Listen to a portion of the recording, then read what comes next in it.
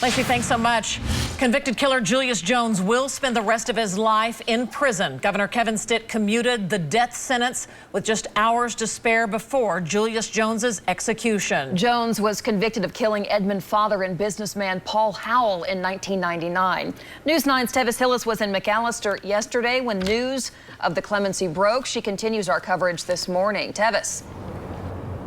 Robin, Lacey, good morning. From McAlester all the way here to the state capitol, it was a sigh of relief for those Julius Jones supporters. Now they say they've been fighting for years to bring questions over his case to the public eye, to get him off death row. Now he sits in prison in McAlester today, where he will spend the rest of his life. Based on the governor's decision, now Governor Kevin Stitt says Jones cannot apply for another commutation, a pardon, or parole. The governor just announced he's going to bring Clemency.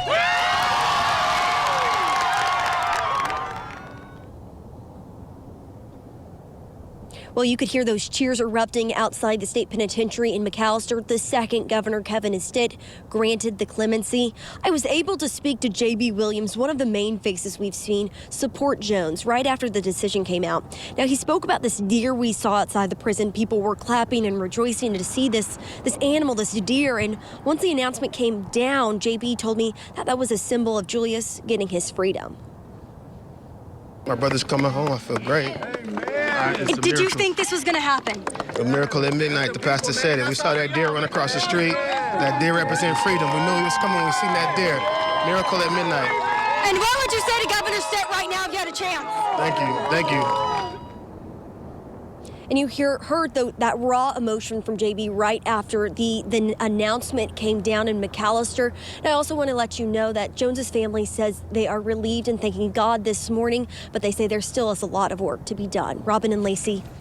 Tevis, what was it like from a reporter standpoint being there with the crowd when that news broke live on the air?